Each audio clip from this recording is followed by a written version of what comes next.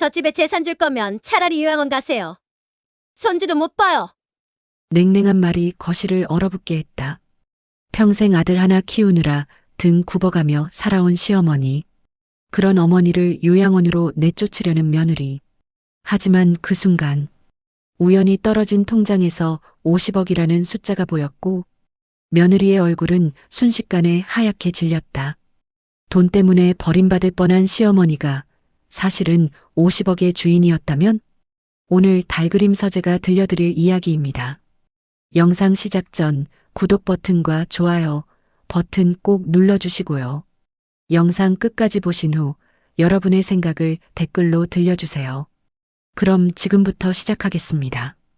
일망 50억이 드러난 순간 오후 2시 서울 강남의 33평 아파트 거실 한가운데 놓인 유리 테이블 위로 햇빛이 비쳤다. 하지만 그 빛은 따뜻하지 않았다. 어머님, 이제 결정하셔야죠.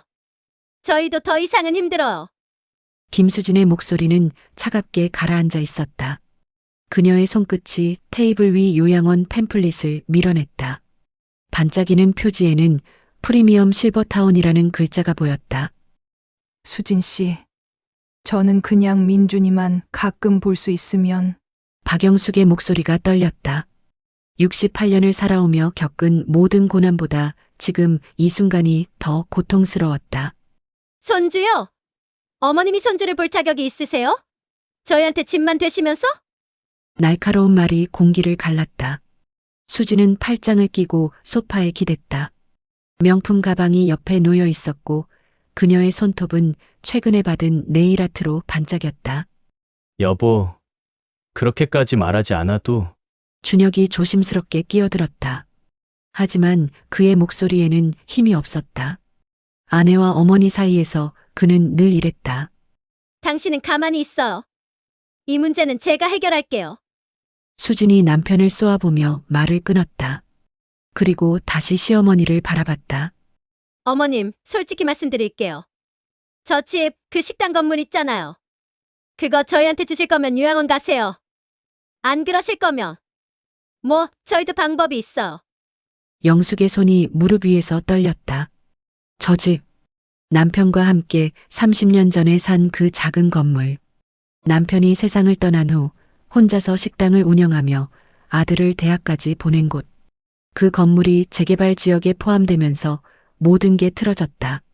그 집은 저한테 유일한. 유일한 게 뭐예요? 어차피 어머님 돌아가시면 저희 거잖아요. 미리 주시면 안 돼요. 그럼 저희가 어머님 요양원비라도 대드리죠?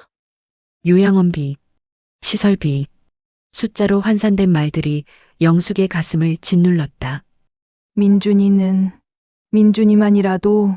손주 얘기 그만하세요. 어머님 같은 분이랑 있으면 애 교육이 안 좋아요. 가난한 게 대물림 될까봐 걱정이에요. 가난한 게 대물림 된다. 그 말이 영숙의 심장을 찔렀다. 창밖으로 보이는 고층 빌딩들이 흔들리는 것 같았다. 엄마, 미안해요. 조금만 참아주세요. 우리도 형편이 어려워서. 준혁의 사과는 공허했다.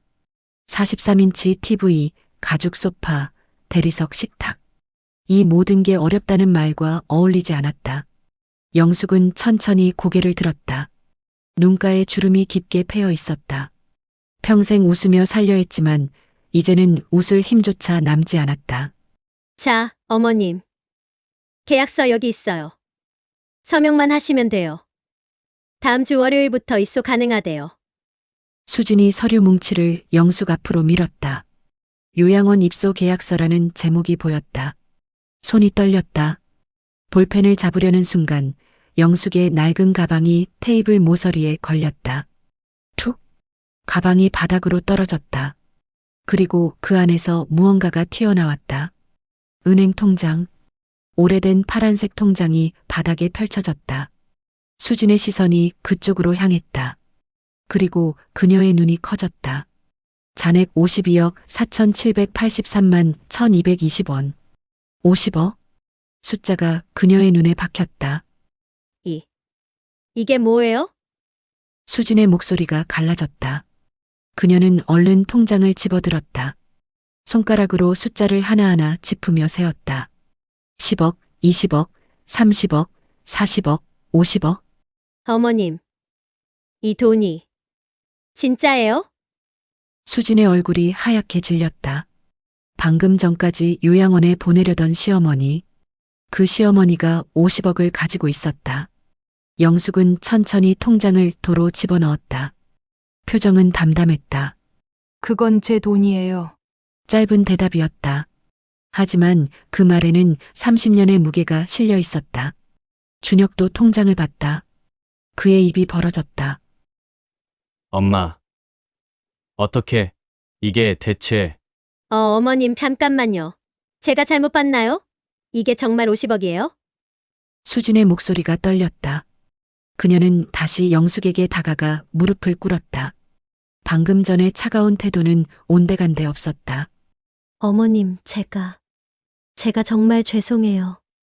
제가 미쳤었어요. 어머님, 용서해 주세요. 영숙은 수진을 내려다봤다. 차가운 눈빛이었다. 이제 와서요? 그 말 한마디가 거실을 얼어붙게 했다. 요양원 계약서는 여전히 테이블 위에 놓여 있었다. 하지만 이제 그 누구도 그 서류를 보지 않았다. 모든 시선이 영숙의 손에 들린 파란 통장으로 향했다. 50억? 그 숫자가 이 가족의 모든 것을 바꿔놓은 순간이었다. 이망 행복했던 시작. 하지만 이들이 처음부터 이랬던 건 아니었다. 5년 전, 2020년 3월 14일, 서울 강남의 한 웨딩홀. 오전 11시, 봄볕이 2층 창문을 통해 쏟아져 들어왔다. 복도에는 백합 향기가 가득했다. 수진아, 정말 예쁘구나. 우리 준혁이가 복 받았어. 영숙은 며느리의 손을 꼭 잡았다. 흰 웨딩드레스를 입은 수지는 수줍게 웃었다. 그때의 그녀는 지금과 달랐다. 눈빛이 맑았고 웃음이 진심이었다.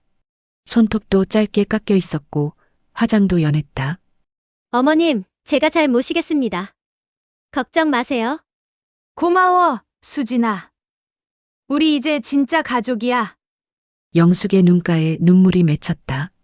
남편을 여의고 28년. 혼자서 아들을 키우며 이날만을 기다렸다. 식당 일로 손이 거칠어지고 허리가 굽어졌지만 아들이 좋은 사람을 만나 행복해하는 모습을 보니 모든 게 보상받는 기분이었다. 엄마, 오늘 정말 고마워요. 평생 효도할게요. 준혁이 어머니를 껴안았다. 그의 턱시도는 깔끔했고 얼굴에는 행복이 가득했다. 키 175cm의 준혁은 영숙보다 고작 15cm 더 컸지만 그녀 품에서는 여전히 어린아이 같았다. 그래, 잘 살아라. 수진이 잘 모시고. 네, 엄마, 꼭 그럴게요. 결혼식장은 화려하지 않았다. 3층 중 가장 작은 홀. 하객도 10명 남짓. 영숙이 30년간 운영한 작은 식당 영숙이네 반찬 가게의 단골 손님들이 대부분이었다. 테이블은 5개. 각 테이블마다 10명씩 앉았다. 그래도 따뜻했다. 모두가 진심으로 축하해 주었다. 사장님, 아드님 장가 보내시네요. 축하드려요. 준혁이가 벌써 이렇게 컸어요? 엊그제 대학 들어간 것 같은데. 감사합니다. 다들 와주셔서 정말 고맙습니다. 영숙은 연신 고개를 숙이며 감사 인사를 했다. 그녀가 입은 한복은 15만 원짜리 대여 한복이었다. 하지만 그녀의 미소만큼은 그 어떤 값비싼 드레스보다 빛났다. 손님들이 건네는 축의금 봉투를 받을 때마다 가슴이 뜨거워졌다. 5만 원, 10만 원, 어떤 분은 20만 원. 이 사람들과 함께 살아온 30년이 주마등처럼 스쳐 지나갔다. 사장님, 며느리 참 착해 보이네요. 복 많이 받으실 거예요. 감사합니다. 정말 착한 아이예요. 식사 시간. 영숙은 테이블을 돌며 음식이 제대로 나오는지 확인했다. 불고기, 갈비찜, 잡채. 결혼식 음식치고는 소박했지만 정성이 담겨 있었다. 어머님, 앉아 계세요. 제가 다 챙길게요. 수진이 영숙의 팔을 잡았다. 괜찮아. 수진아, 오늘은 내가 주인공이야. 엄마가 할게. 어머님도 오늘 주인공이세요. 제발 좀 쉬세요. 그때의 수지는 정말 다정했다. 신혼집은 서울 강동구 천호동의 작은 빌라 투룸이었다. 보증금 5천만 원에 월세 60만 원. 영숙이 식당 건물을 담보로 대출받아 마련해준 돈이었다. 3월 21일. 집들이 날. 어머님, 이렇게까지 하시면 어떡해요? 저희가 천천히 모을 수 있었는데. 괜찮아. 엄마가 해줄 수 있는 게 이것밖에 없어서 미안하구나. 엄마, 정말 감사합니다. 평생 잊지 않을게요. 투룸 빌라는 작았다. 방 2개, 거실 1개, 화장실 1개. 전체 면적 16평. 하지만 깨끗했다. 수진이 직접 벽지를 골랐고 준혁이 주말마다 페인트 칠을 했다. 거실에는 중고로 산 2인용 소파, 작은 식탁, 14인치 TV.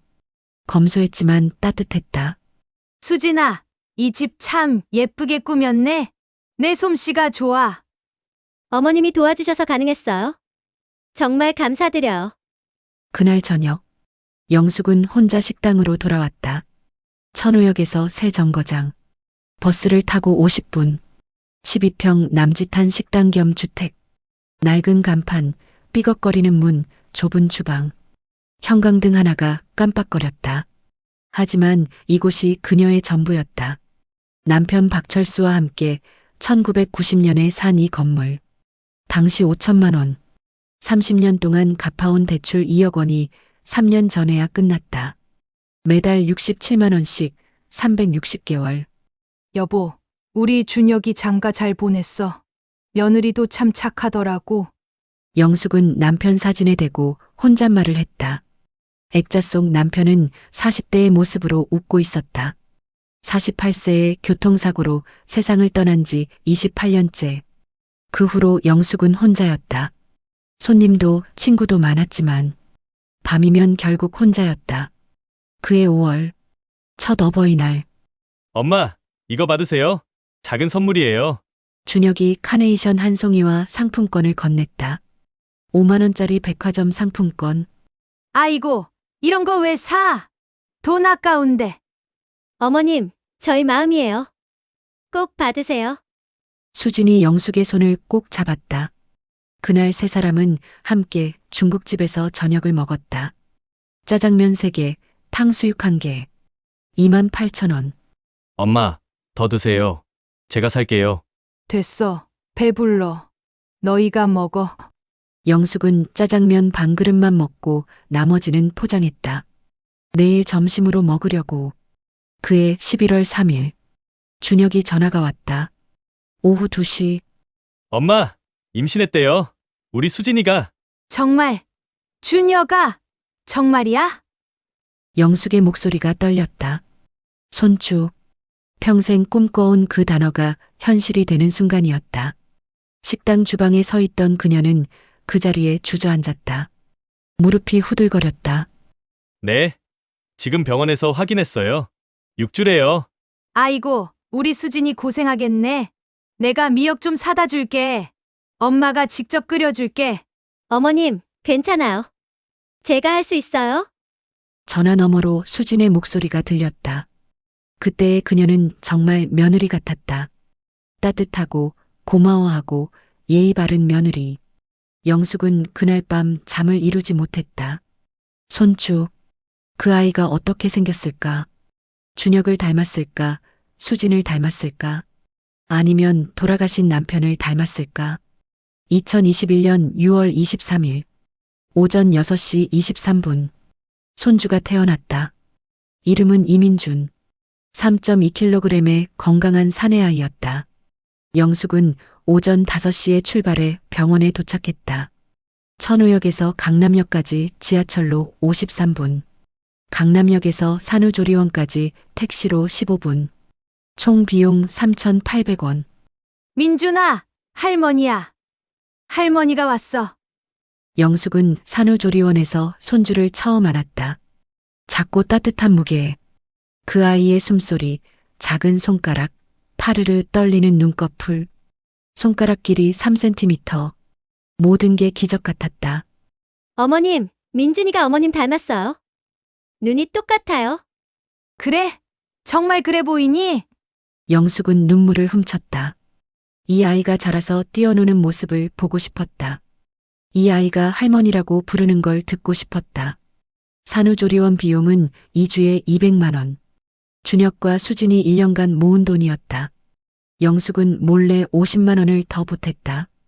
엄마, 이런 거 하지 마세요. 저희가 할 수 있어요. 괜찮아. 손주 보는데 이 정도야. 그 후 1년은 정말 행복했다. 영숙은 매주 일요일마다 준혁의 집에 갔다.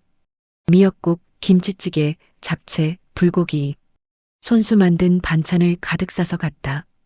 반찬통 12개, 무게 5kg. 어머님, 이렇게까지 하실 필요 없는데. 항상 감사해요. 괜찮아. 엄마가 해줄 수 있는 거라곤 이것밖에 없어. 수지는 정말 고마워했다.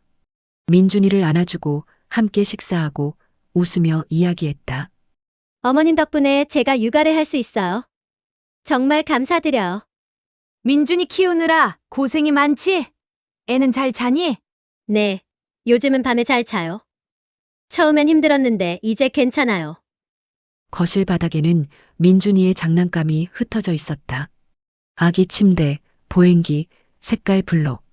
좁은 투룸 빌라였지만 따뜻했다. 벽에는 민준이의 사진이 붙어 있었다.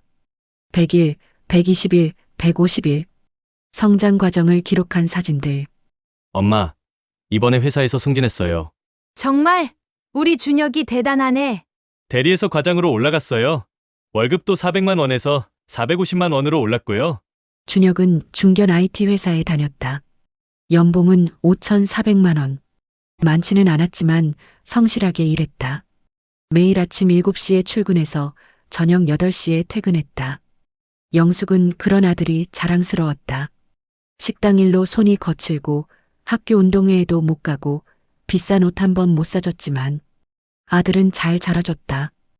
효자로, 좋은 남편으로, 이제는 좋은 아빠로. 2022년 6월 23일 민준이의 첫 돌. 작은 돌잔치였다. 동네 식당을 빌려서 20명만 초대했다. 비용은 80만 원. 영숙이 50만 원을 냈다. 수진아, 고생 많아. 민준이 키우느라 힘들지? 괜찮아요, 어머님. 준혁이가 많이 도와줘요. 그래도 혹시 필요한 거 있으면 언제든 말해. 엄마가 도울 수 있는 건 뭐든지 할게. 어머님, 정말 감사해요. 어머님이 계셔서 저희가 이렇게 살 수 있어요. 민준이는 돌잡이에서 마이크를 잡았다. 모두가 웃었다. 우리 민준이 가수 하려나 봐요. 뭘 하든 건강하게만 자라라. 그날 저녁 영숙은 집으로 돌아가는 버스 안에서 창밖을 바라봤다. 오후 6시 30분. 서울의 불빛들이 반짝였다. 가슴이 따뜻했다. 손주가 생겼고 며느리는 착했고 아들은 행복했다. 이제 무엇이 더 필요할까? 민준이가 할머니라고 부르는 날만 기다리면 됐다. 그 한마디를 듣기 위해 지금까지 살아온 것 같았다. 하지만 영숙은 아직 몰랐다.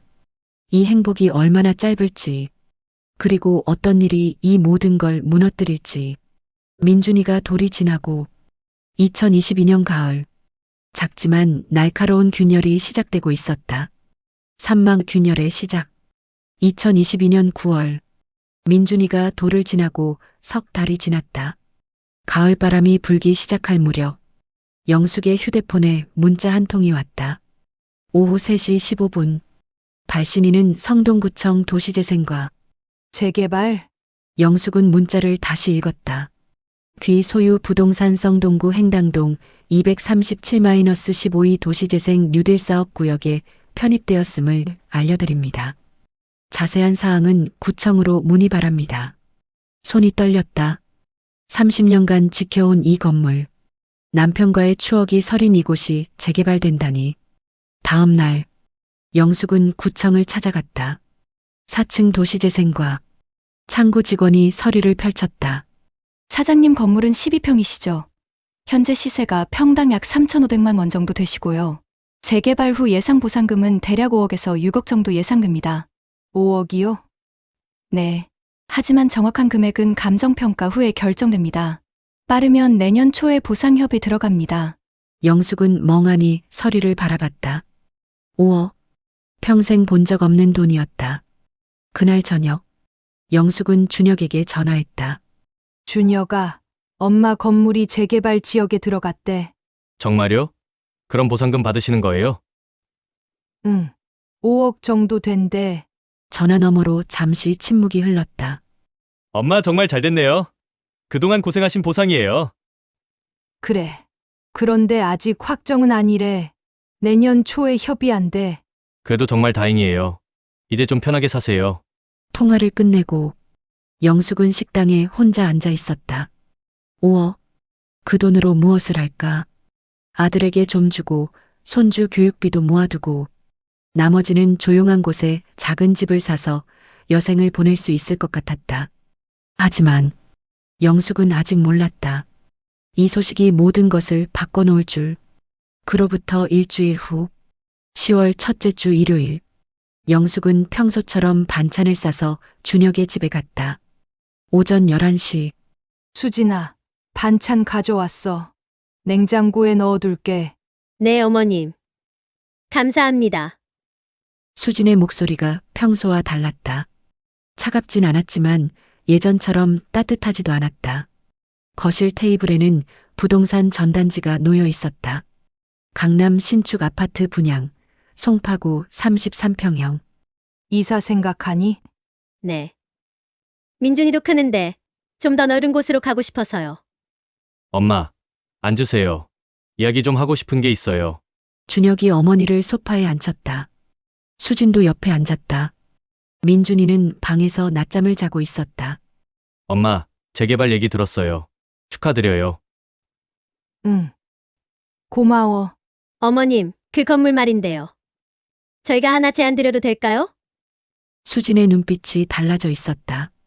예전의 수줍음은 사라지고 뭔가 계산하는 듯한 표정이었다.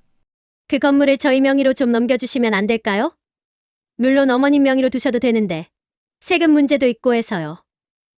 세금? 네. 재개발 보상금에 양도소득세가 붙잖아요. 어머님이 받으시면 세금이 많이 나올 텐데 저희 명의로 하면 1가구 1주택 특례 받을 수 있어요. 그건 거짓말이었다. 영숙의 건물은 사업용 부동산이라 1가구 1주택 특례 대상이 아니었다. 하지만 영숙은 그런 걸 몰랐다. 그런데 그 건물은 어머님, 걱정 마세요. 명의만 저희로 하시고 돈은 당연히 어머님 거예요. 다만 세금 절약하려고요. 엄마, 수진이 말이 맞아요. 요즘 세금이 엄청 나오거든요. 준혁도 아내 편을 들었다. 영숙은 불편했다. 30년 동안 지켜온 건물, 남편과의 추억, 그걸 명의만이라도 넘기라니. 그래도 나중에 생각해 볼게. 어머님, 빨리 결정하셔야 해요. 재개발 협에 들어가면 명의 변경 못해요. 수진의 목소리에 조급함이 묻어났다. 알았어. 좀 생각해 볼게. 그날 이후 수진의 태도가 조금씩 변했다. 10월 중순, 영숙이 다시 반찬을 가져갔을 때 어머님, 다음부터는 안 가져오셔도 돼요. 저희가 알아서 할 수 있어요. 괜찮아. 엄마가 해주고 싶어서 하는 건데. 그래도 어머님도 나이가 있으시잖아요. 무거운 거 들고 오시면 힘드시죠? 말은 배려하는 것 같았지만 영숙은 느낄 수 있었다. 이제 오지 마세요라는 뜻이라는 걸. 11월 초, 수진의 친구들이 집에 놀러 왔다. 영숙도 그날 우연히 방문했다. 수진아, 친구들 왔구나. 내가 방해되면 나갈게. 아니에요, 어머님. 잠깐만 계세요. 하지만 거실 분위기는 차가웠다. 3명의 친구들, 모두 명품 가방을 들고 있었다. 샤넬, 루이비통, 에르메스. 영숙의 낡은 가방과 대조됐다. 언니, 시어머니 오셨네. 안녕하세요. 어머님, 식당 하신다고 들었어요. 네. 작은 반찬 가게요. 아, 그래서 손에서 냄새가. 친구 일이 말을 흐렸다. 하지만 그 말의 끝을 영숙은 알 수 있었다. 냄새가 나는구나. 김치 냄새, 마늘 냄새, 생선 냄새. 30년간 몸에 밴 냄새. 그런데 수진아, 너 시댁이 재개발 들어간다며? 대박이네. 응. 그런데 아직 어머님이 명의를 안 넘겨주셔서. 에이, 그냥 달라고 해. 어차피 나중에 너네 거잖아. 맞아. 세금도 아낄 수 있는데 빨리 받아. 영숙은 거실 구석에 서서 그 대화를 들었다. 가슴이 답답했다. 어차피 나중에 너네 거. 그 말이 가시처럼 박혔다. 수진아, 나 먼저 갈게. 식당 문 열어야 해서. 네, 어머님. 조심히 들어가세요. 수지는 배웅도 하지 않았다. 친구들과 웃으며 커피를 마실 뿐이었다. 11월 셋째 주. 수진이 영숙에게 전화했다. 오후 4시. 어머님, 내일 시간 되세요? 카페에서 만나요. 무슨 일인데? 건물 얘기 좀 하려고요. 중요한 얘기예요. 다음 날. 강남역 근처 카페. 아메리카노 한 잔에 6,500원. 영숙은 평생 이렇게 비싼 커피를 마셔본 적이 없었다. 어머님, 솔직하게 말씀드릴게요. 그 건물, 저희 명의로 넘겨주세요. 수진아, 그건 어차피 나중에 준혁이가 상속받을 건데. 지금 주시면 안 돼요? 저희도 민준이 키우느라 돈이 필요해요. 하지만 그 건물은 내 시아버지 유산이야. 함부로 넘길 수가 없어. 유산이요? 어머님, 지금 21세기인데 그런 생각하세요? 수진의 목소리가 날카로워졌다. 저희가 어머님한테 뭘 바랬어요? 그냥 건물 하나 달라는 것도 안 되나요? 수진아, 말을 그렇게 하면 엄마가 서운해. 서운한 건 저예요. 어머님은 저희한테 해주신 게 뭐가 있어요? 신혼집 보증금, 그거 대출 받으신 거잖아요. 저희가 이자 대신 갚고 있고요. 영숙의 가슴이 철렁 내려앉았다. 수진아, 엄마가 할 수 있는 게 그것밖에. 그것밖에 없으면 지금이라도 주세요. 그 건물. 안 그러면 저희도 방법이 있어요. 방법이 어머님 나이도 있으시고 혼자 사시잖아요. 요양원 가실 생각하세요. 그럼 건물 관리도 저희가 하고. 요양원.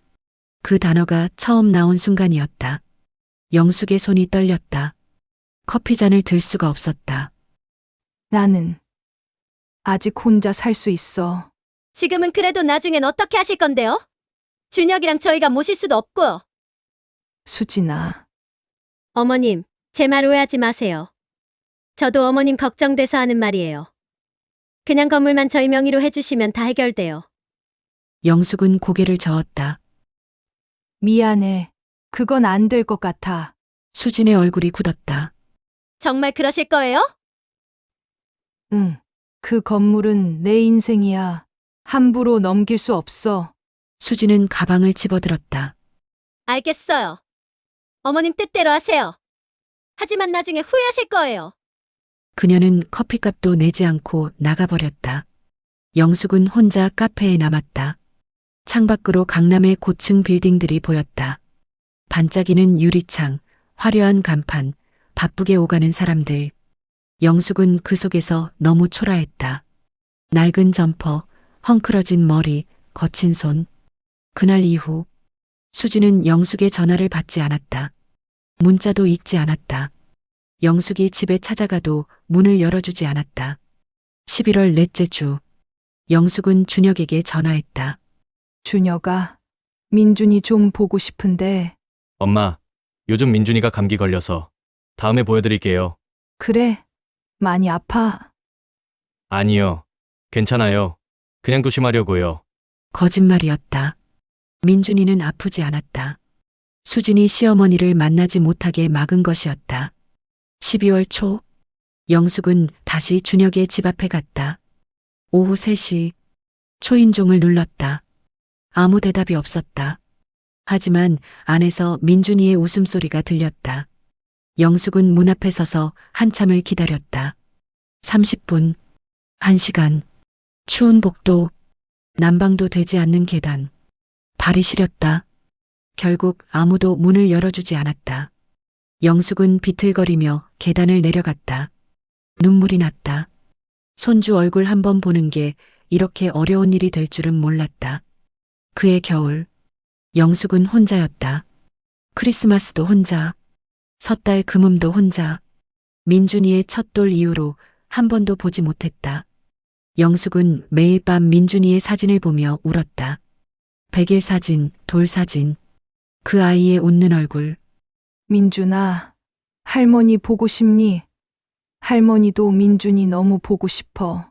하지만 대답은 없었다. 사진 속 민준이는 그저 웃고 있을 뿐이었다. 12평 식당은 너무 넓고 차가웠다. 혼자 먹는 밥은 모래처럼 목에 걸렸다. 그렇게 2022년이 저물어갔다. 행복했던 1년이 악몽으로 바뀐 해. 영숙은 알 수 없었다. 이게 시작일 뿐이라는 걸. 더 큰 고통이 기다리고 있다는 걸. 사망 추위 속의 기다림. 2023년 1월 1일. 새해 첫날. 영숙은 오전 6시에 일어났다. 떡국을 끓였다. 하나, 둘, 셋. 세 그릇. 준혁 것, 수진 것, 민준이 것. 보온 도시락에 담아 가방에 넣었다. 오전 9시. 영숙은 준혁의 집 앞에 섰다. 초인종을 눌렀다. 딩동. 아무 대답이 없었다. 다시 눌렀다. 딩동. 여전히 대답이 없었다. 준혁아, 엄마야. 떡국 가져왔어. 침묵. 영숙은 문 앞에 도시락을 내려놓았다. 그리고 메모를 남겼다. 새해 복 많이 받으렴. 민준이한테도 떡국 먹이고. 엄마가. 글씨가 떨렸다. 추워서인지 슬퍼서인지 알 수 없었다. 복도 온도는 영하 5도. 난방이 되지 않는 공간이었다. 영숙은 30분을 더 기다렸다. 혹시 문을 열어줄까 싶어서. 하지만 끝내 아무도 나오지 않았다. 1월 중순. 재개발조합 사무실에서 연락이 왔다. 사장님, 감정평가 나왔습니다. 건물 가격은 4억 7천만 원으로 책정됐고요. 영업 손실 보상 포함해서 총 5억 원 받으실 수 있습니다. 5억이요? 네, 3월 말까지 이주하시면 이주비 3천만 원 추가됩니다. 총 5억 3천만 원이죠. 5억 3천만 원. 영숙은 평생 본 적 없는 돈이었다. 하지만 기쁘지 않았다. 30년간 지켜온 공간을 떠나야 한다는 게 슬펐다. 그날 저녁, 영숙은 준혁에게 문자를 보냈다. 준혁아, 보상금 나왔어. 5억 3천. 너한테 2억 줄게. 집 살 때 보탰어. 읽음 표시가 떴다. 하지만 답장은 없었다. 1시간 후, 수진에게서 전화가 왔다. 어머님 2억이요? 그게 다예요? 응. 나머지는 엄마가 집 사고 생활비로 쓸 거야. 어머님, 그 건물 재개발된 거 저희 덕분이에요. 저희가 아니었으면 어머님 혼자 어떻게 처리하실 건데요? 무슨 소리야? 내가 다 했는데. 아니에요. 어머님은 법적인 거 하나도 모르시잖아요. 제가 다 알아봤어요. 거짓말이었다. 수진은 아무것도 알아보지 않았다. 수진아, 엄마가 2억 주는 것도 큰 돈이야. 2억으로 강남에 집 사요? 웃기지 마세요. 최소 4억은 주셔야죠. 4억은 너무 많아. 엄마도 살아야지.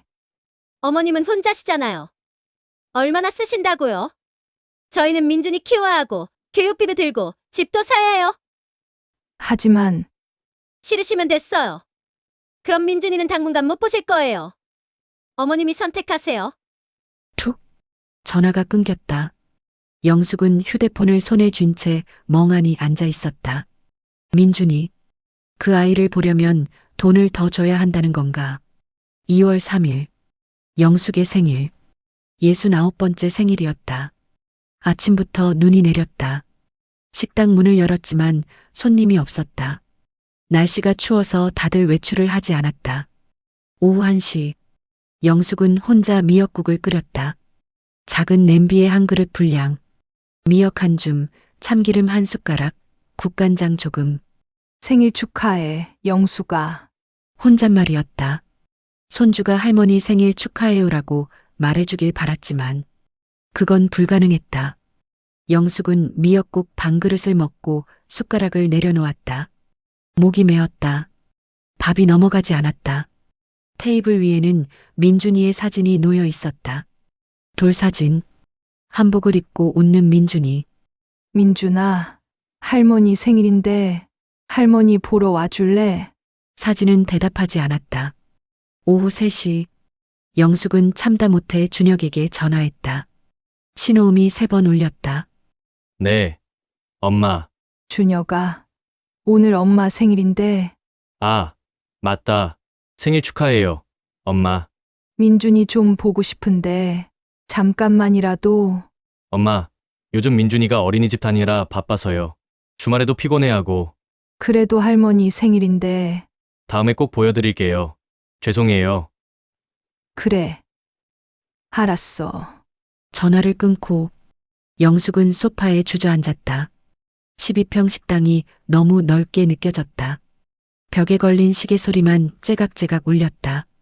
2월 중순 영숙은 다시 준혁의 집에 갔다. 오후 4시 민준이가 어린이집에서 돌아올 시간이었다. 영숙은 아파트 단지 입구에서 기다렸다. 30분, 1시간. 오후 5시 10분. 수진이 민준이 손을 잡고 나타났다. 민준이는 노란 외투를 입고 있었다. 키가 많이 컸다. 민준아! 영숙이 다가갔다. 민준이가 고개를 들었다. 하지만 수진이 재빨리 민준이를 자기 뒤로 숨겼다. 어머님 왜 여기 계세요? 민준이 보고 싶어서. 전화도 안 하고 오시면 어떡해요? 저희 스케줄도 있는데. 미안해. 그냥 얼굴만 보고 싶었어. 안 돼요. 민준이 피곤해요. 가세요. 수진아, 제발. 5분만. 수진은 민준이를 안아들었다. 민준아, 저 할머니 누구야? 민준이가 고개를 가웃거렸다. 몰라. 그 한마디가 영숙의 가슴을 찔렀다. 손주가 자기를 몰랐다. 6개월 만에 본 손주는 할머니를 잊어버렸다. 민준아, 할머니야. 할머니 기억 안 나? 민준이는 고개를 저었다. 수진이 빙긋 웃었다. 봤죠? 민준이도 어머님 모르는데 뭐 알아보세요. 가세요. 수진은 민준이를 안고 아파트 안으로 들어갔다. 영숙은 그 자리에 서서 울었다. 지나가는 사람들이 쳐다봤다. 하지만 영숙은 신경 쓰지 않았다.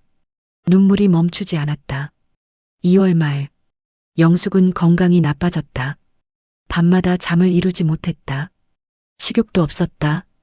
하루에 한 끼만 먹었다. 체중이 8kg 줄었다. 원래 54kg이었는데 46kg이 됐다. 손님들이 걱정했다. 사장님, 안색이 안 좋으신데 괜찮으세요? 괜찮아요. 조금 피곤해서요. 많이 드세요.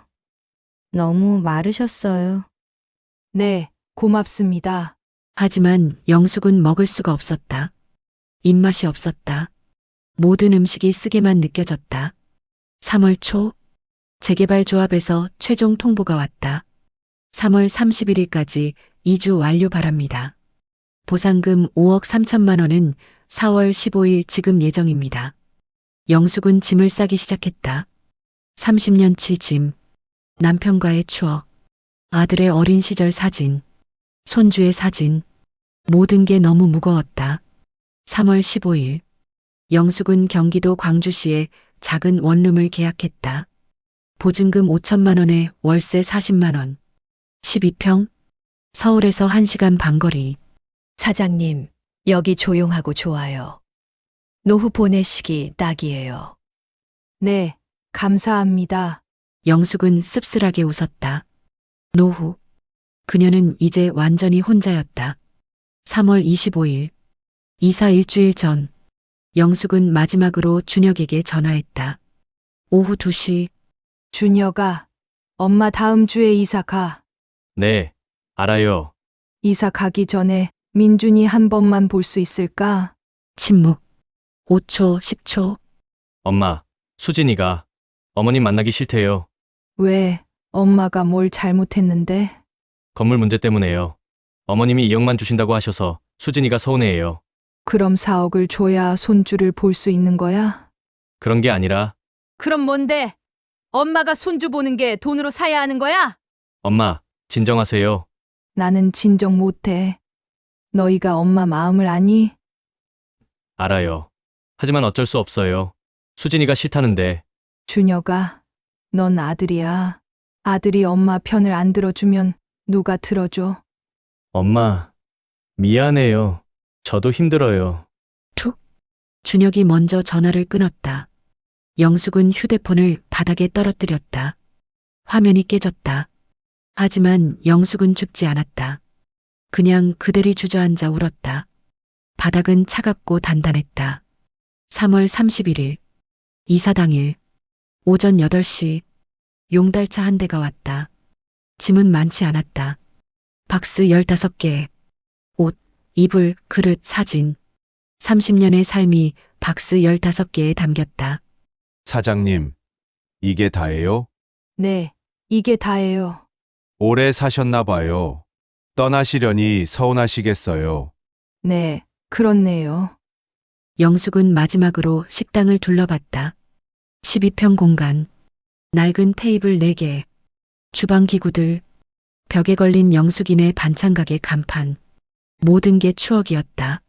남편과 함께 첫 손님을 받던 날, 아들이 대학 합격증을 가져와 보여주던 날, 며느리가 처음 방문해서 맛있어요라고 말하던 날, 손주가 태어났다는 소식을 들은 날, 모든 순간이 이곳에 있었다.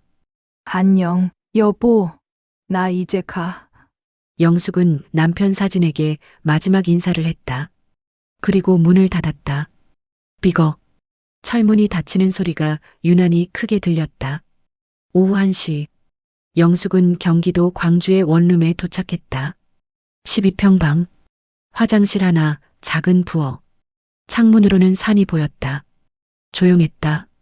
너무 조용했다. 영숙은 박스를 풀지 않고 바닥에 앉았다. 이제 정말 혼자였다. 아들도 며느리도 손주도 없는 곳. 서울에서 1시간 반 떨어진 낯선 동네. 이게 내 인생이구나. 영숙은 무릎을 끌어안고 울었다. 창밖으로 봄 햇살이 들어왔지만 그녀의 마음은 한겨울처럼 추웠다. 손주의 얼굴이 떠올랐다. 몰라. 그 한마디가 계속 귓가에 맴돌았다. 영숙은 가방에서 민준이의 돌사진을 꺼냈다. 한복을 입고 웃는 민준이. 민준아, 할머니 용서해. 할머니가 돈이 없어서 너를 못 보는구나. 눈물이 사진 위로 떨어졌다. 사진 속 민준이는 여전히 웃고 있었다. 그날 밤, 영숙은 잠들지 못했다. 낯선 천장, 낯선 소리, 낯선 공기. 모든 게 낯설었다. 시계를 봤다. 새벽 2시 40분. 영숙은 일어나 창문을 열었다. 차가운 바람이 들어왔다. 별이 보였다. 남편이 죽던 날 밤에도 이런 별이 떠 있었다. 여보, 나 힘들어. 너무 힘들어. 바람만 대답했다. 영숙은 그렇게 새벽까지 창가에 서 있었다. 추위도 느껴지지 않았다. 마음이 더 추웠으니까. 오망 절망 끝에 요양원. 4월. 경기도 광주의 원룸. 영숙은 하루 종일 집에만 있었다. 아는 사람이 없는 동네. 말을 걸 사람도 없었다. 4월 15일. 재개발 보상금이 입금됐다. 5억 3천만 원. 영숙은 은행 앱을 켰다. 잔액 5억 3천만 원. 숫자가 너무 커서 실감이 나지 않았다. 평생 본 적 없는 돈. 하지만 기쁘지 않았다. 이 돈이 있어도 손주를 볼 수 없다면 무슨 의미가 있을까? 영숙은 준혁에게 문자를 보냈다. 준혁아, 보상금 들어왔어. 2억 5천 보낼게. 5천만 원을 더 올렸다. 1시간 후, 수진에게서 전화가 왔다. 어머님 2억 5천이요? 3억은 줘야 하는 거 아니에요? 수진아, 이게 엄마가 줄 수 있는 최대야. 아니에요. 저희는 집도 사야 하고 민준이 교육비도 들어요. 3억 주세요. 엄마도 살아야지. 2억 5천이면 충분해. 충분하지 않아요. 3억 아니면 민준이 못 봐요. 툭. 전화가 끊겼다. 영숙은 핸드폰을 내려놓았다. 손이 떨렸다. 5월. 영숙의 건강은 더욱 나빠졌다. 밤마다 악몽을 꿨다. 민준이가 저 할머니 누구야? 라고 묻는 꿈. 수진이 웃으며 문을 닫는 꿈. 준혁이 등을 돌리는 꿈. 새벽 4시에 깨면 다시 잠들지 못했다. 5월 20일 동네 병원에 갔다. 혈압이 높으시네요. 160에 95점. 약 드셔야겠어요. 네, 그리고 우울증 증세도 보이세요. 상담 받아보시는 게 좋겠습니다. 괜찮습니다. 혼자 사세요? 네, 가족들하고 자주 연락하세요. 혼자 계시면 안 좋아요. 영숙은 쓴웃음을 지었다. 가족. 그 단어가 이제는 낯설게 느껴졌다. 6월 준혁이 문자를 보냈다. 엄마, 민준이가 어린이집 졸업했어요. 이제 유치원 다녀요. 사진이 첨부되어 있었다. 유치원 교복을 입은 민준이. 키가 또 컸다. 얼굴도 많이 변했다. 영숙은 사진을 확대해서 봤다. 민준이의 웃는 얼굴. 그 아이는 할머니가 없어도 잘 자라고 있었다. 영숙은 답장을 보냈다. 민준이 예쁘다. 한번 보고 싶다. 읽음 표시만 떴다. 답장은 없었다. 7월. 장마가 시작됐다. 비가 20일 넘게 내렸다. 원룸 천장에서 물이 샜다. 뚝뚝뚝. 밤새 물 떨어지는 소리가 들렸다. 영숙은 바가지를 놓고 받았다. 집주인에게 전화했지만 연락이 닿지 않았다. 7월 15일. 영숙은 다시 병원에 갔다. 혈압약 효과가 없네요. 약을 바꿔볼게요. 네, 그리고 체중이 더 줄었어요. 지난달에 46kg이었는데 지금 43kg이에요. 많이 드세요. 네, 알겠습니다. 하지만 영숙은 먹을 수가 없었다. 입맛이 없었다. 모든 음식이 맛이 없었다. 8월. 폭염이 시작됐다. 낮 기온이 35도를 넘었다. 원룸에는 에어컨이 없었다. 선풍기 하나만 돌렸다. 밤에도 더웠다. 잠을 잘 수 없었다. 영숙은 하루에 2~3시간만 잤다. 몸이 점점 무너졌다. 8월 말. 수진에게서 전화가 왔다. 오후 5시. 어머님, 요양원 알아봤어요. 요양원? 네. 어머님 나이도 있으시고 혼자 사시니까 위험하잖아요. 나는 아직 혼자 살 수 있어. 아니에요. 준혁이 말 들으니까 어머님 건강이 안 좋으시대요. 요양원 가시는 게 나아요. 나는 싫어. 어머님, 고집 부리지 마세요. 저희가 어머님 돌볼 수도 없고요. 요양원이 답이에요. 수진아, 제발. 엄마는 요양원 가기 싫어. 그럼 3억 주세요. 그럼 저희가 가끔 찾아뵐게요. 또 돈 얘기였다. 영숙은 한숨을 쉬었다. 알았어. 생각해 볼게. 9월. 수진의 전화가 잦아졌다. 일주일에 3번, 4번. 요양원 얘기만 했다. 어머님, 좋은 곳 찾았어요. 한 달에 200만 원이면 돼요. 200만 원? 네. 어머님 보상금으로 충분히 내실 수 있어요. 10년은 거뜬해요. 나는 아직. 어머님, 언제까지 혼자 사실 거예요? 쓰러지시면 어떡하려고요? 영숙은 대답할 수 없었다. 사실 그녀도 두려웠다. 혼자 쓰러지면 어떻게 될까? 아무도 모를까? 며칠 후에나 발견될까? 9월 중순. 수진이 직접 찾아왔다. 오후 2시. 노란 원피스를 입고 명품 가방을 들고 영숙의 초라한 원룸과 대조됐다. 어머님, 여기 요양원 팸플릿이에요. 보세요. 수진이 팸플릿 3개를 테이블에 놓았다. 프리미엄 실버타운, 행복한 노후, 사랑의 집. 수진아, 엄마는 정말 요양원 가기 싫어. 어머님, 이건 어머님을 위한 거예요. 여기서 혼자 사시는 것보다 요양원이 훨씬 나아요. 하지만 어머님, 솔직히 말씀드릴게요. 저 집 그 건물 재개발된 거. 그 돈 저희한테 주실 거면 요양원 가세요. 안 그러실 거면 뭐 저희도 방법이 있어요. 일막의 대사가 나왔다. 영숙은 그제야 깨달았다. 처음부터 이게 목적이었구나. 건물, 돈, 재산. 며느리는 그것만 원했구나. 수진아, 그 건물은 내 시아버지 유산이야. 함부로 넘길 수 없어. 유산이요? 어머님, 이미 재개발 끝났잖아요. 이제 현금이에요. 그냥 저희 계좌로 넣어주시면 돼요. 나는 그럴 수 없어. 수지는 가방을 집어들었다. 알겠어요. 그럼 다음 주에 요양원 상담 예약했어요. 꼭 오세요. 수지는 문을 쾅 닫고 나갔다. 영숙은 혼자 남았다. 팸플릿들이 테이블 위에 흩어져 있었다. 프리미엄 실버타운, 행복한 노후, 사랑의 집, 모두 거짓말처럼 느껴졌다. 그날 밤, 영숙은 결정했다. 요양원에 가지 않겠다고, 돈을 주지 않겠다고, 손주를 못 보더라도 마지막 자존심은 지키겠다고. 9월 25일, 수진이 다시 전화했다. 어머님, 내일 오후 2시에 저희 집으로 오세요. 계약서 쓰실 거예요. 계약서? 요양원 입소 계약서요. 다 준비해놨어요. 나는 내일 꼭 오세요. 안 오시면 준혁이가 모셔갈 거예요. 전화가 끊겼다. 영숙은 떨리는 손으로 가방을 챙겼다. 내일 서울에 가야 했다. 며느리를 만나야 했다. 마지막으로 거절해야 했다. 9월 26일, 영숙은 오전 10시에 출발했다. 버스와 지하철을 갈아타고 2시간. 오후 12시 10분, 영숙은 준혁의 아파트 앞에 도착했다. 숨이 찼다. 가슴이 두근거렸다.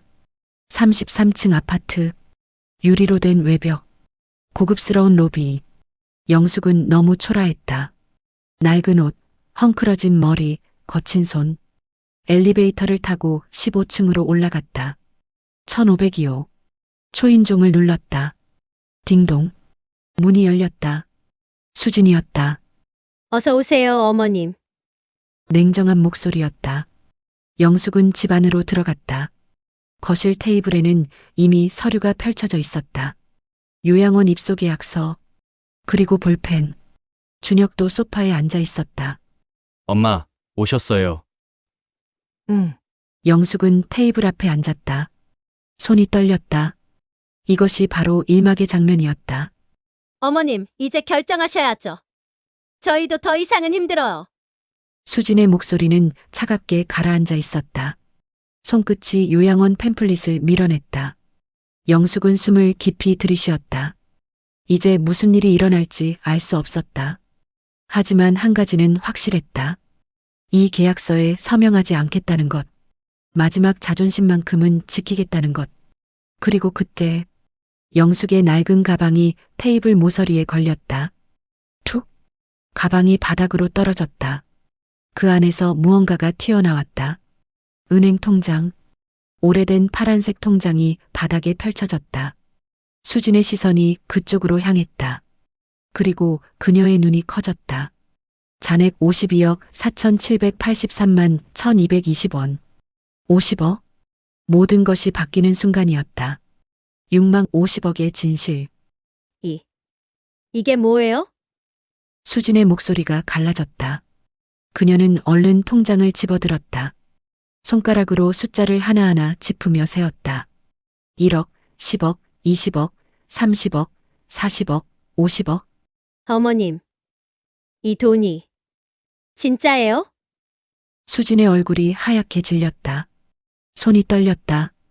방금 전까지 요양원에 보내려던 시어머니, 2억을 주겠다고 했을 때 모자라다고 화를 냈던 그 시어머니, 그 시어머니가 50억을 가지고 있었다. 영숙은 천천히 통장을 도로 집어들었다. 표정은 담담했다.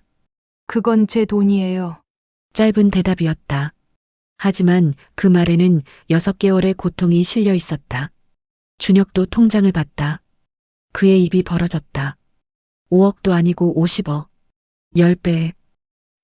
엄마. 어떻게, 이게 대체... 준혁은 말을 잇지 못했다. 머리가 하얗게 변했다. 수지는 다시 영숙에게 다가갔다. 이번엔 무릎을 꿇었다. 바닥에 털썩.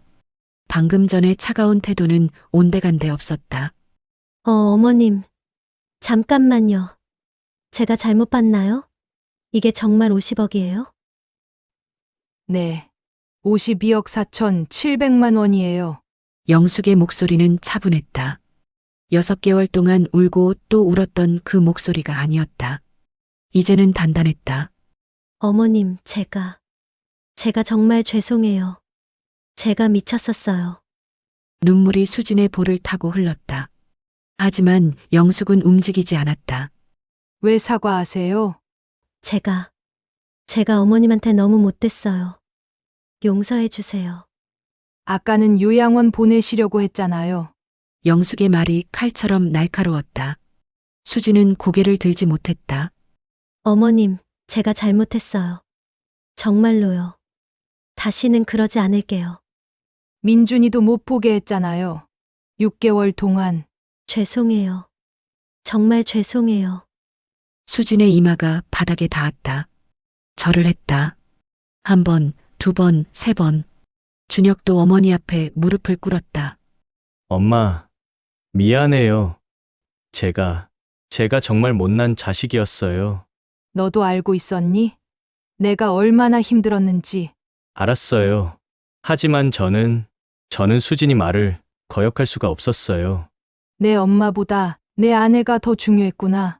준혁은 대답하지 못했다. 그저 고개를 숙일 뿐이었다. 영숙은 소파에 앉았다. 다리에 힘이 없었다. 하지만 표정은 여전히 차분했다. 어머님, 그 돈은 어디서 나온 거예요? 수진이 조심스럽게 물었다. 알고 싶어요? 네, 어머님. 영숙은 한숨을 쉬었다. 재개발 보상금 5억 3천만 원 받았어요. 4월에 5억 3천이요? 그럼 나머지 47억은? 30년 동안 모은 돈이에요. 30년이요? 준혁의 목소리가 떨렸다. 영숙은 고개를 끄덕였다. 내 아빠가 돌아가신 후부터 1995년부터 2023년까지 28년 동안 모았어요. 어떻게요? 식당 수익금을 매달 조금씩 저축했어요. 처음엔 50만 원씩, 나중엔 100만 원씩, 하루도 빠짐없이. 영숙의 목소리에 자부심이 묻어났다. 명절에도 일했어요. 설날에도, 추석에도, 하루도 쉬지 않고 식당 문을 열었어요. 엄마, 아침 5시에 일어나서 밤 11시까지 일했어요. 28년 동안 그렇게 47억을 모았어요. 수지는 말문이 막혔다. 47억? 28년. 매달 200만 원씩 저축해도 3억 3,600만 원. 나머지는 이자와 재투자. 영숙은 정말 알뜰하게 살았던 것이다. 어머님, 정말 죄송해요. 제가 몰랐어요. 몰랐어요? 관심이 없었던 거죠. 영숙의 말이 또 칼처럼 날카로웠다. 저는 낡은 옷을 입고 싸구려 화장품을 쓰고 버스를 타고 다녔어요. 왜요? 돈을 모으려고요.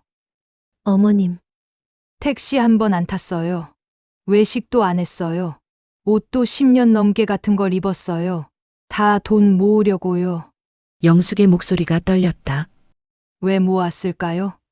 준혁이 결혼하면 도와주려고요. 손주 태어나면 교육비 보태주려고요. 준혁은 눈물을 흘렸다.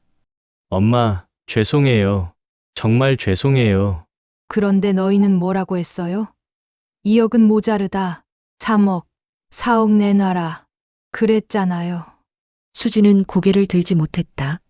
돈이 있으면 사람이고 없으면 짐인가요? 그 말이 거실을 얼어붙게 했다. 요양원 계약서는 여전히 테이블 위에 놓여 있었다. 하지만 이제 그 누구도 그 서류를 보지 않았다. 수진이 다시 절을 했다. 어머님, 제발 용서해 주세요. 제가 정말 잘못했어요. 이제 와서요? 그 말이 일막에서도 나왔던 말이었다. 하지만 이번엔 더 무게가 실려 있었다. 6개월의 고통, 손주를 못 본 슬픔, 혼자 생일 미역국을 먹던 외로움, 몰라라고 했던 손주의 말. 모든 게 그 3글자에 담겨 있었다. 영숙은 일어섰다. 저는 이제 갈게요.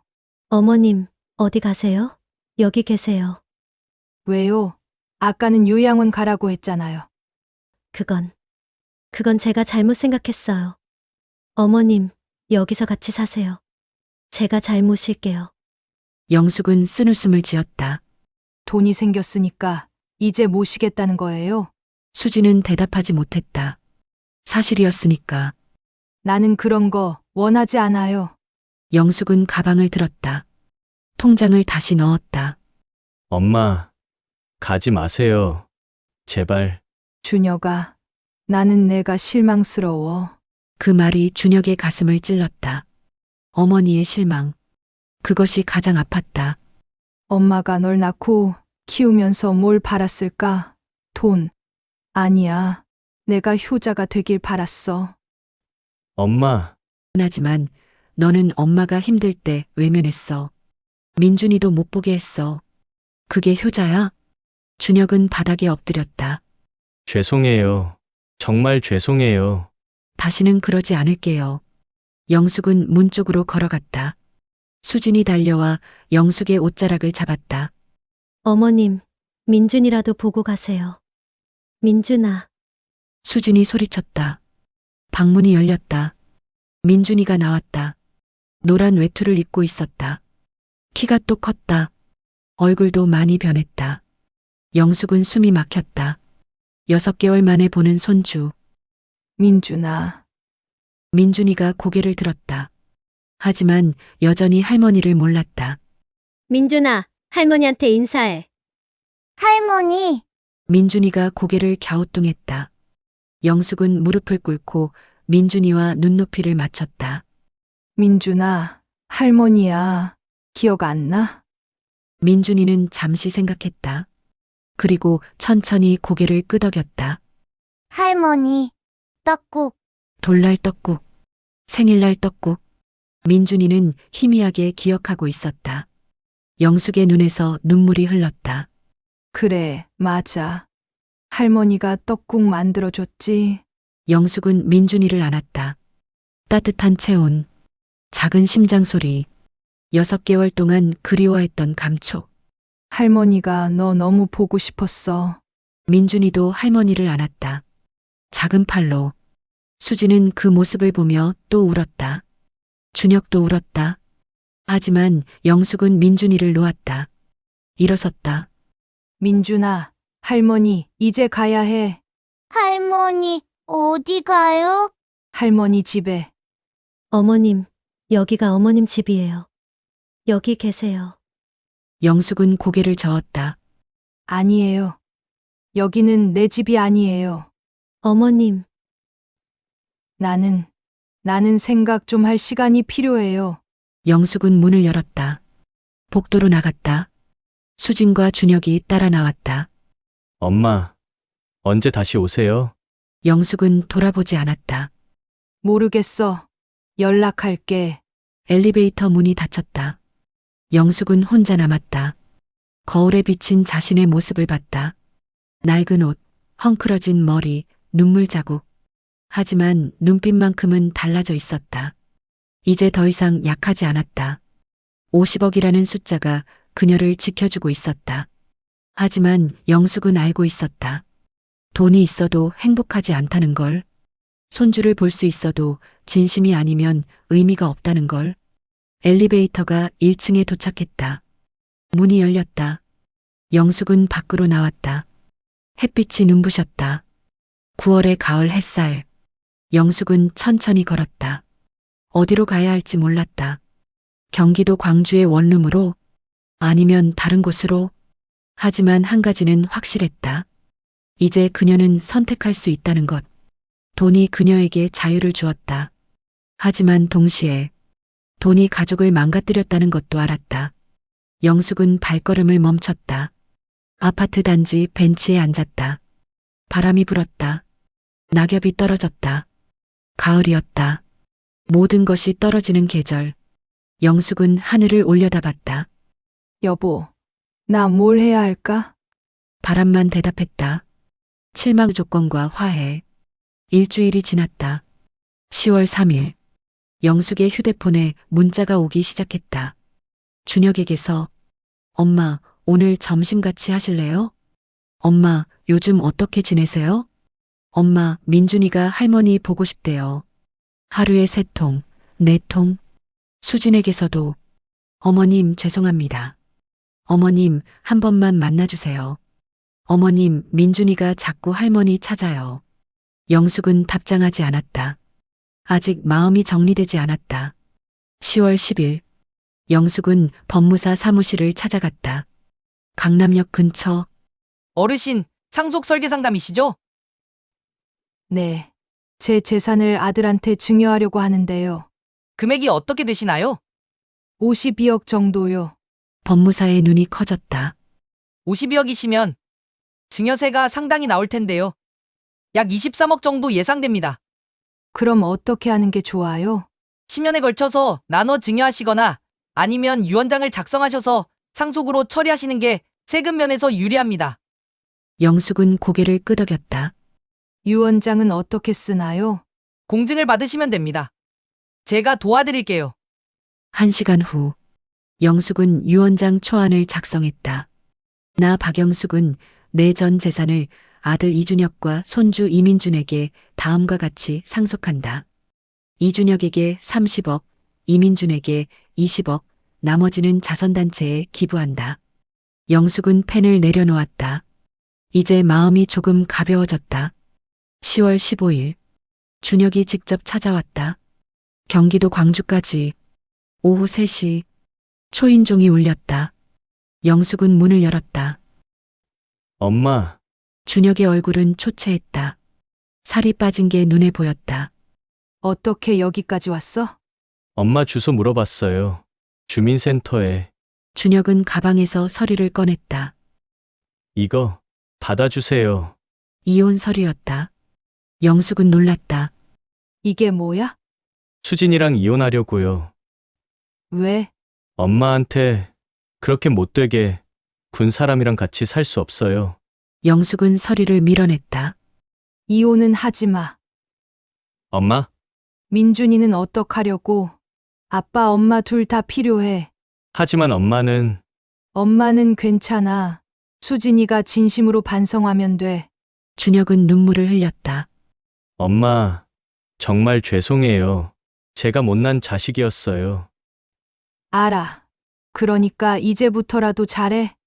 영숙은 준혁을 안았다. 40살 남자가 어머니 품에서 아이처럼 울었다.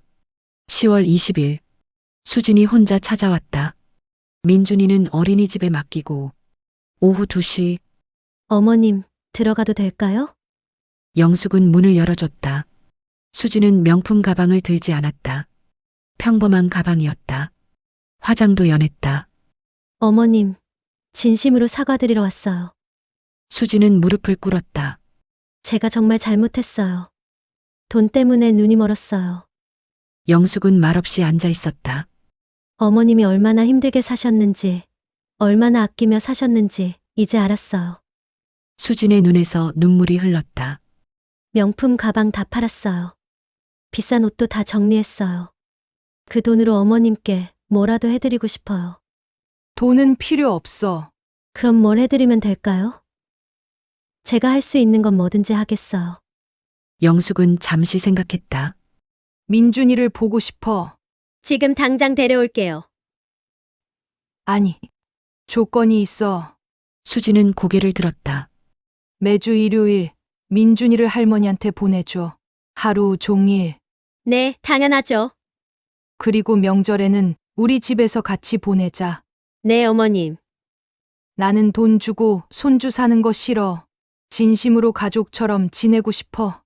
수진은 고개를 숙였다. 어머님, 정말 죄송했어요. 앞으로는 진짜 가족처럼 모실게요. 말만 그러지 말고 행동으로 보여줘.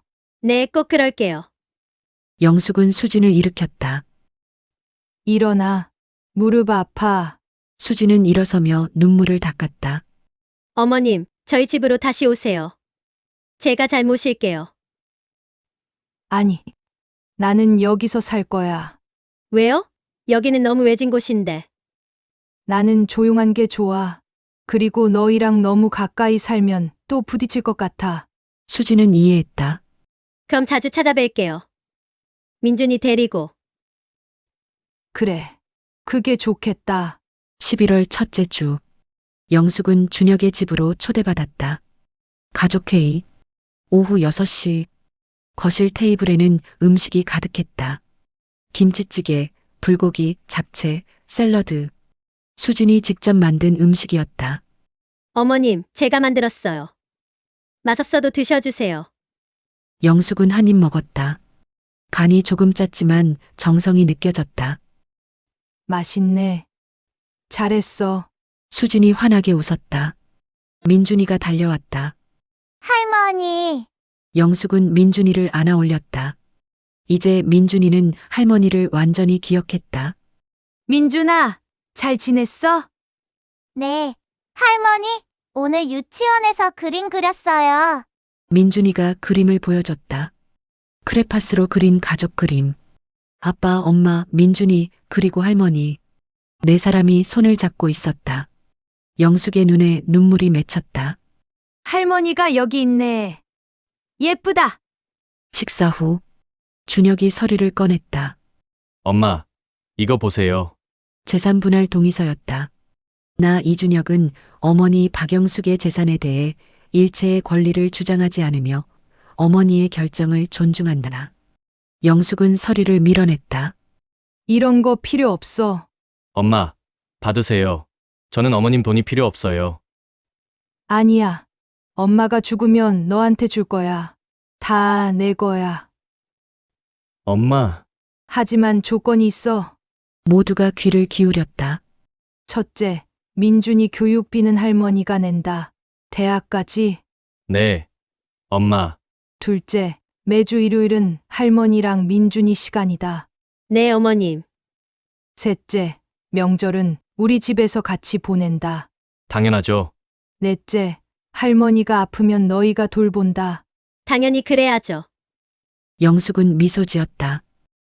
좋아. 그럼 우리 이제부터 진짜 가족하자. 준혁과 수진이 동시에 대답했다. 네, 엄마. 네, 어머님. 민준이도 소리쳤다. 네, 할머니. 네 사람이 함께 웃었다. 거실은 따뜻했다. 창밖으로 11월의 차가운 바람이 불었지만 집안은 봄처럼 따뜻했다. 영숙은 가족을 바라봤다. 아들, 며느리, 손주. 이들이 진짜 가족이 되는 순간이었다. 돈이 아니라 마음으로, 권력이 아니라 사랑으로. 영숙은 알았다. 이게 진짜 행복이라는 걸. 50억이 있어도 가족이 없으면 의미가 없다는 걸. 그리고 이제 그녀는 모든 걸 가졌다. 팔망 진짜 가족.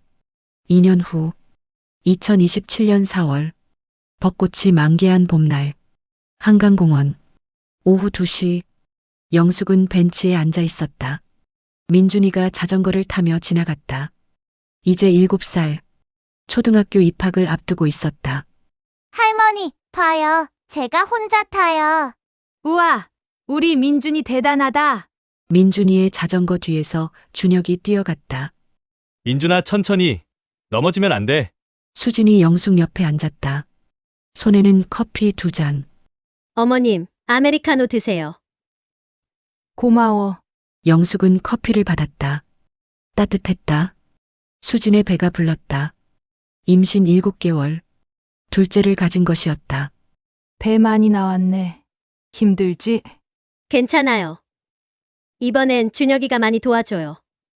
그래, 다행이다. 수진은 영숙의 손을 잡았다. 주름진 손. 하지만 따뜻한 손. 어머님, 2년 전 일 정말 죄송했어요. 아직도 생각하면 제가 너무 미웠어요. 이제 그만해. 다 지난 일이야. 아니에요. 제가 진짜 잘못했어요. 어머님이 그때 저를 용서해 주시지 않았으면 저는 지금 이렇게 행복하지 못했을 거예요. 영숙은 수진의 손을 꼭 잡았다. 너도 이제 엄마야. 민준이랑 둘째 잘 키워. 네, 어머님. 꼭 그럴게요. 민준이가 달려왔다. 할머니, 목말라요. 영숙은 가방에서 물통을 꺼냈다. 민준이가 벌컥벌컥 마셨다. 천천히 마셔. 네, 할머니. 민준이는 할머니 무릎에 머리를 기댔다. 할머니, 나 초등학교 가면 할머니 매일 보러 갈 거예요. 그래? 할머니는 민준이가 매일 오면 좋지? 할머니, 나 커서 할머니 모실 거예요. 큰 집 사드릴 거예요. 영숙은 민준이의 머리를 쓰다듬었다. 고마워, 민준아. 하지만 할머니는 집이 필요 없어. 민준이가 건강하게 자라는 게 제일 좋아. 준혁이 다가왔다. 땀을 흘리고 있었다. 엄마, 다음 주 일요일에 어머님 생일이잖아요. 저희 집에서 파티할게요. 파티는 무슨. 조용히 지내면 돼. 아니에요, 어머님. 제가 준비했어요. 케이크도 주문하고 음식도 만들 거예요. 그래, 고맙구나. 영숙의 7번째 생일. 이제는 혼자 미역국을 먹지 않았다. 가족이 함께 축하해 주었다. 저녁 6시. 영숙은 경기도 광주의 집으로 돌아왔다. 12평 원룸. 하지만 이제는 외롭지 않았다. 벽에는 민준이가 그린 그림들이 가득 붙어 있었다. 할머니 그림, 가족 그림, 꽃 그림. 책상 위에는 수진이 보낸 편지. 어머님, 항상 감사합니다. 사랑해요. 영숙은 소파에 앉았다. 창밖으로 저녁 노을이 보였다. 주황색, 분홍색, 보라색. 아름다웠다. 영숙은 남편 사진을 꺼냈다. 여보, 우리 준혁이 이제 진짜 효자 됐어. 며느리도 착해졌고, 손주도 이렇게 잘 크고. 액자 속 남편은 여전히 웃고 있었다. 당신이 보고 싶긴 하지만 나는 지금 행복해. 우리 손주가 이렇게 예쁘게 자라는 걸 보니까 정말 기뻐. 영숙은 사진을 가슴에 안았다. 눈물이 났다. 하지만 슬픈 눈물이 아니었다. 행복한 눈물이었다. 50이요. 그 돈이 있어도 없어도 이제 영숙은 알았다. 진짜 행복은 돈이 아니라는 걸, 가족이라는 걸, 손주의 웃음소리, 며느리의 사랑해요라는 말, 아들의 엄마 고마워요라는 인사, 그것들이 52억보다 더 값진 것이었다. 휴대폰이 울렸다. 민준이에게서 영상통화였다. 할머니, 저 집 잘 도착했어요. 할머니는요? 할머니도 방금 도착했어. 할머니, 내일 유치원에서 그림 그릴 건데 할머니 그림 그릴 거예요. 그래, 할머니 예쁘게 그려줘. 네, 할머니 사랑해요. 할머니도 민준이 사랑해. 전화를 끊고 영숙은 창밖을 바라봤다. 별이 하나둘 떠올랐다. 남편이 죽던 날 밤에도 별이 떠 있었다. 그때는 슬펐지만 지금은 평화로웠다. 영숙은 알았다. 인생에는 봄도 있고 겨울도 있다는 걸, 고통도 있고 행복도 있다는 걸. 그리고 지금 그녀의 인생은 다시 봄이었다. 영숙은 불을 껐다. 침대에 누웠다. 어둠 속에서 미소 지었다. 내일은 또 어떤 일이 있을까? 민준이는 무슨 그림을 그릴까? 수진이는 무슨 음식을 만들까? 준혁이는 또 무슨 효도를 할까? 생각만으로도 행복했다. 영숙은 눈을 감았다. 평화로운 잠이었다. 악몽은 더 이상 없었다. 이제 꿈속에서도 가족이 함께였다. 손주가 웃고, 아들이 안아주고, 며느리가 밥을 차려주고, 남편이 잘했어, 고생했어라고 말해주었다. 진짜 가족, 그것이 영숙이 평생 바라던 것이었다. 그리고 이제 그녀는 그것을 가졌다. 돈으로 산 것이 아니라 마음으로 얻은 것을, 진심으로 만든 것을, 사랑으로 지킨 것을. 영숙의 입가에 미소가 번졌다.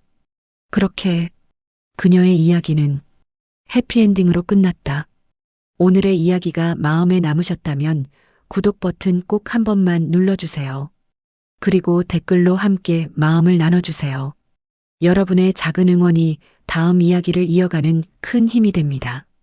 끝까지 시청해 주셔서 감사합니다.